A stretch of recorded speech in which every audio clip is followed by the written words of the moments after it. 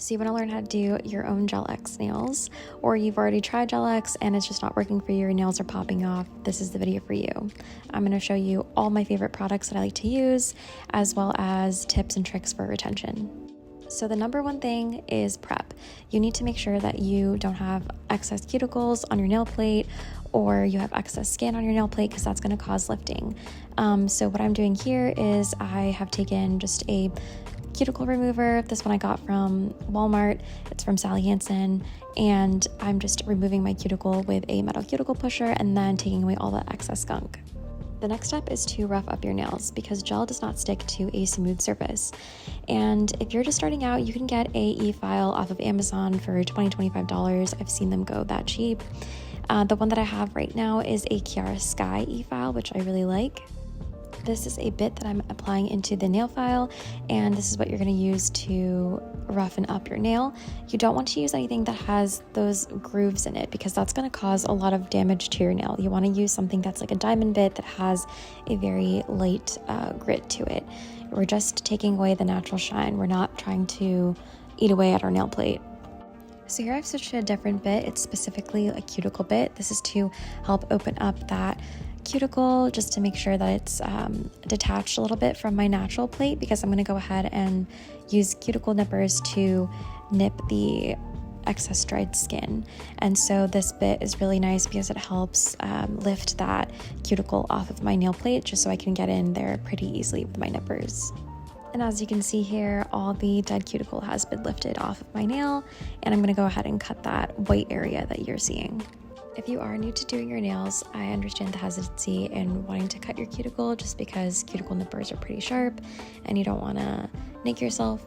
The most important thing is just making sure that all the skin and dead skin is lifted up and off the nail plate, so that the gel doesn't come into contact with that, because if it does, then you're most likely going to have some lifting. Okay, now that your nails are prepped, you're going to want to go ahead and start off with your tips.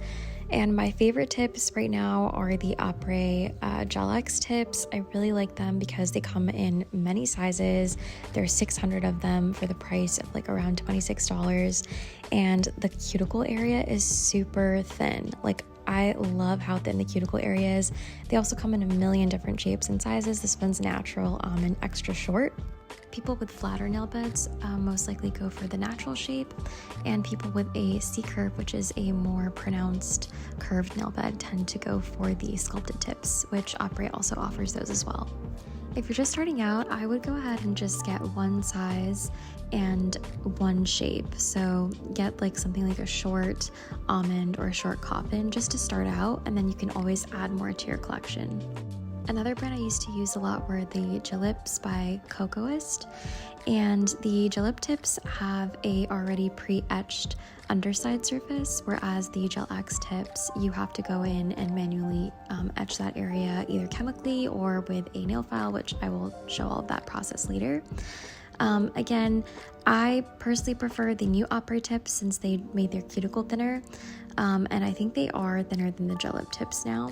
But the benefit of the Gel Lip tips is that they already come pre-etched, so that's like one less step that you have to do. The Gel Lip tips also don't come in very many sizes, nor do they come in very many shapes. Like this is their short, and for me, I think this is more of like a medium.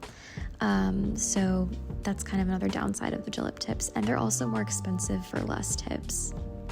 Here's an up close of that etching that's already on the Gel Lip Kokoist tips, and the numbers are embossed at the free edge of the nail tip, whereas for the Gel X tips, the numbers are embossed, or not embossed, but they're like engraved by the cuticle area. And one of the benefits of actually having it engraved by the cuticle area rather than having it embossed on the free edge is that you don't need to file the tip to get rid of that embossing, so you don't really need to lose any length, if that makes any sense.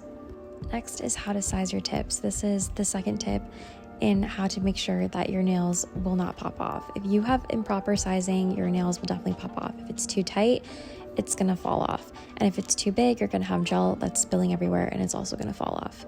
So here I'm showing you, look, this is tight. If I'm pressing down, the tip is bouncing back up. So that is too tight. You can also see it's not fitting my sidewalls. It needs to fit from sidewall to sidewall. So if you do run out of sizes for your nail tips and you have a size that's like way too tight, you can actually move the tip down. So see, before it was tight and it was bouncing back up, now it fits perfectly. And this is actually how I like to apply my tips in general. I like to leave a bit of space from the cuticle and then overlay the that gap with gel, and that's called the overlay method. It also allows for better retention, and it just secures your tips better, and when your nails grow out, it's a seamless grow out. Now, because I've been doing my nails for a while, I already know my sizes, and my thumb is actually a size 1. But as you can see here, a size 1 still isn't a perfect fit, so don't worry if your nail doesn't fit a nail tip perfectly. These tips are meant to be filed around the sidewall and around the cuticle. The cool thing about Gel X is that you really can just get a custom fit with your nail tips just by filing around that free edge. So I'm going to go ahead and show you what that looks like. So I'm just going to file around that side wall because it was a little bit too big, and you don't want to over file, just go little by little and then keep checking and putting that tip back on your natural nail just to see where you should file. Again, don't file too much, because if you do file too much, then that nail tip won't fit anymore and you'll just have to throw it in the trash. So here's what it looks like after I'm done filing. It fits perfectly from sidewall to sidewall, and I'm still leaving that little gap in between my cuticle and the tip itself. So if you're not going to be using pre-etched tips, the next step is to go ahead and prepare your tips. And there's 2 ways to do this. You can either take a Efile and file around the inside of the nail tip, or you can take a chemical etcher. And the one that I have here is Gel X Prep. This is by Opera, and I prefer this method over using a nail file to file the underside of the tip, because filing introduces a lot of dust that's unnecessary. If you're using a chemical etcher, there is no dust. It just roughens up the tip by eating away at the plastic a little bit, and it doesn't introduce any dust. So again, if there is less dust, there is less chances for lifting. Just like I'm doing here, you want to really scrub in that Gel X Prep across the length of the nail tip that will be touching your nail bed. You don't need to do the entire length of the nail tip, just the portion that will be touching your nail bed. And you really want to scrub it in until the engraved area, if you're using Gel X tips, that engraved number goes away. This is what your tip should look like after it's been properly prepped. It should have like a frosted appearance to it almost. So next I'm going to be talking about the gels you should invest in. These are both from Kokoist, and they are 100% gels that you need to buy. They are kind of expensive. I think they're like around $25 a bottle, but they are amazing. Like, I have never had bad retention with these. Like, they are so good. So this one is megastick base, and I like to use this as a base coat before I apply my gel extensions. And you can also use this as a base coat for just a regular gel polish manicure. It has really great sticking power. The other bottle is called Bonding Duo in a bottle, and that base gel or clear gel is what I use to do my gel overlays with. And just as a reminder, that gel overlay is needed because I like to apply my tips a little further down my nail bed, and we want to go ahead and fill in that gap between the nail tip and the cuticle. So this next product is called Gillette Bond Mochi, and it's amazing. It's this super thick, viscous, almost kind of like putty-like gel that you use to adhere your tips to your nail. And the reason why it's amazing for beginners or people who are struggling with Gel X is because since it's got a thick consistency, you can have more playtime with applying your tips. You can let go of your tip, you can readjust it, and the tip won't just fall off because it's got that thick putty-like consistency, unlike a more traditional liquid gel. So in summary, these are the 3 gels you need: Gillette Bond Mochi to adhere your tips, Bonding Duo for the overlay, and Megastick as your base coat. Next, let's talk lamps. So this is a flash cure lamp, and you don't really need this if you're going to be using Gillette Bond Mochi because, like I explained, it's a thick gel, so you don't need to hold it the entire time and flash cure it really quickly. So this is kind of obsolete. I'm just showing you what a flash cure lamp looks like. So you're going to be using Gillette Bond Mochi, which is what I recommend. You don't need the flash cure lamp, like I said, you just need a regular lamp. This one is the Kokoist LeBlanc lamp. It's on the pricey side. You do not need this if you're just starting out.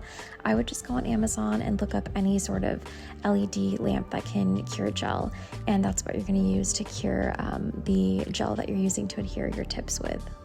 So we've already prepped our nails, we've already sized our nails, we've done all the filing around the cuticle to make sure they fit our natural nail bed. Next, I'm going to go ahead and apply my base coat. And so the base coat that I'm using, like I mentioned before, is Megastick by Kokoist. And so I'm gonna apply this on my nails and then cure it in the lamp. So after the base coat is cured, you're gonna go ahead and take one of your nails, and I just like to dip it into the pot of Gel Bond Mochi. And here you're gonna see how thick it is. Like, look how thick it is. It's kind of hard to scoop some onto the nail, but you're gonna go ahead and just scoop a little bit into the cuticle area of the nail.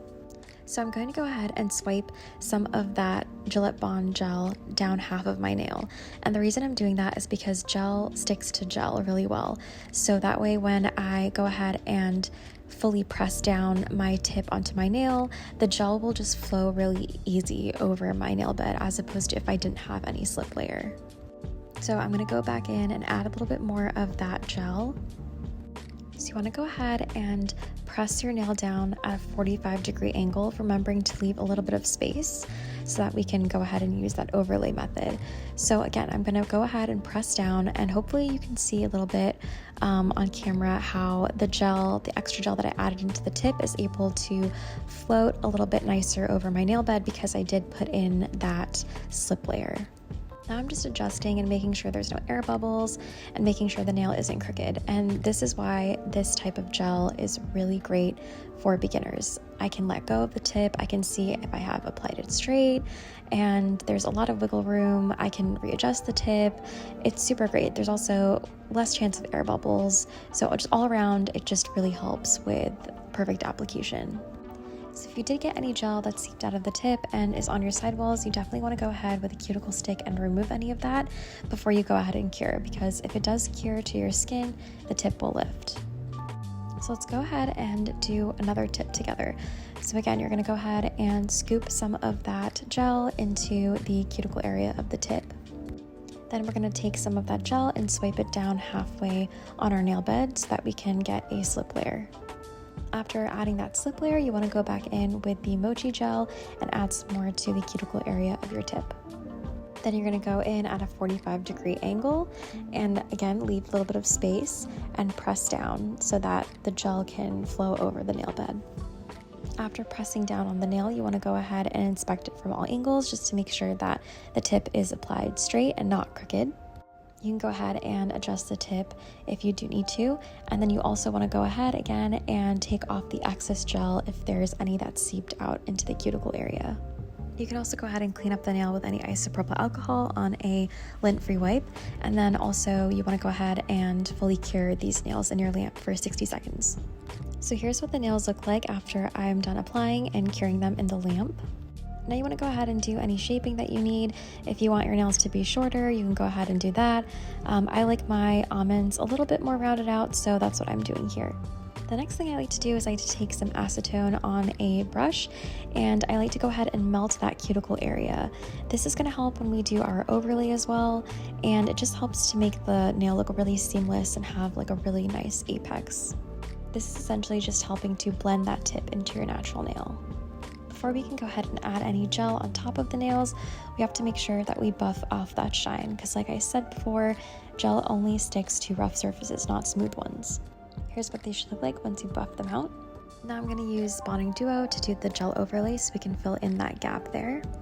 So I personally like to keep my overlays pretty thin because I'm not trying to create any structure. The tips already have a really great structure and I don't really want to mess that up.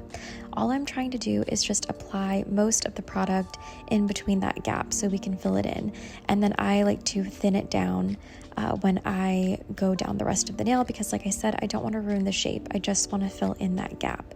So it's a little bit thick near the cuticle area to fill in that gap, but then everywhere else along the nail, I try to make it as thin as possible so that I don't ruin the shape.